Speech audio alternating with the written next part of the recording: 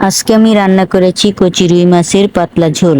অনেক দিন ধরে এটা আমার খেতে ইচ্ছা করছিল, তাই যেমন ভাবনা তেমন কাজ। পুকুর থেকে একটি কচি রুই মাছ তুলে রান্না করে ফেললাম, আর প্রথমেই তুলে দিলাম আমার জামাইয়ের পাতে। আসসালামু আলাইকুম, কেমন আছেন সবাই? আশা করি সবাই ভালো আছেন, আমিও আলহামদুলিল্লাহ ভালো আছি। তা চলুন কচি রুই মাছের পাতলা ঝোলের রান্নাটা আপনাদের সাথে শেয়ার করি। এখানে আমি একটি ছোট রুই মাছ কেটে ধুয়ে নিয়েছি। তো প্রথমে লবণ দিয়ে দিলাম পরিমাণ মতো, এবার হলুদ গুঁড়া দিয়ে দিলাম। এবার আমি মাছটাকে মেখে নিব।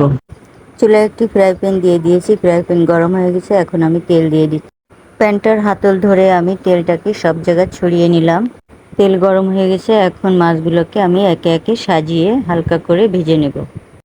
পরাণ বলে একটা জিনিস আছে, কিন্তু আমরা সব সময় বলি ছোটদের পরাণে চায়।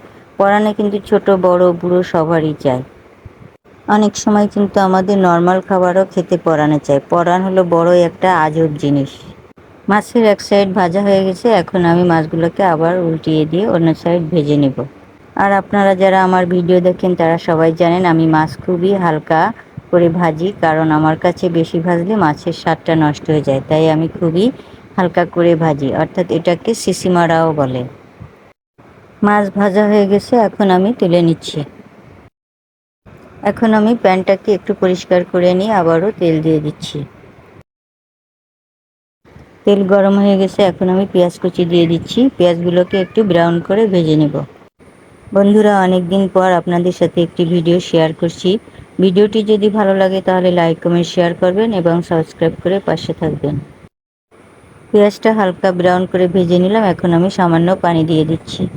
পেঁয়াজটা নেড়ে চেড়ে পানিটা ফুটিয়ে নিয়ে এখন আমি দিয়ে দিচ্ছি পরিমাণ মতো লবণ, হলুদের গুঁড়া, জিরা বাটা, পেঁয়াজ বাটা, আদা রসুন বাটা, মরিচ বাটা।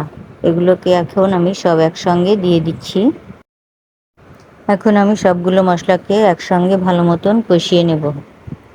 অনেক বছর আগে আমার এক আত্মীয়ের বাড়িতে গিয়ে আমি এরকম কচি রুই মাছের পাতলা ঝোল খেয়েছিলাম। সেই স্বাদটা আজও আমার জিভে লেগে আছে। তাই তো অনেক দিন ধরে ভাবছিলাম যে আবারও এমন একটু আমি নিজেই রান্না করে খাবো। আর যেমন ভাবা তেমনি কাজ। আর সেই রেসিপিটাই আপনাদের সাথে আজকে আমি শেয়ার করতে হাজির হয়েছি। মশলা কষানো হয়ে গেছে, মশলা থেকে তেল ছেড়ে দিয়েছে, এখন আমি ঝোলের পানি দিয়ে দিব এর মধ্যে। পরিমাণ মতো পানি দিয়ে নিলাম, এখন আমি চুলার জাল বাড়িয়ে এটাকে বলক তুলে নেব। ঝোলে বলক এসে গেছে, এখন আমি ভেজে রাখা মাছগুলোকে এর মধ্যে দিয়ে দিচ্ছি। চুলার জাল বাড়িয়ে আমি ঝোলটা কমিয়ে নিয়েছি। তো আমার রান্নাটা হয়ে গেছে, এখন আমি অন্য একটি পাত্রে ঢেলে নিচ্ছি। দেখতে যেমন সুন্দর হয়েছে, খেতেও সেই মজাদার হয়েছে। সবাই ভালো থাকুন, সুস্থ থাকুন, আল্লাহ হাফেজ।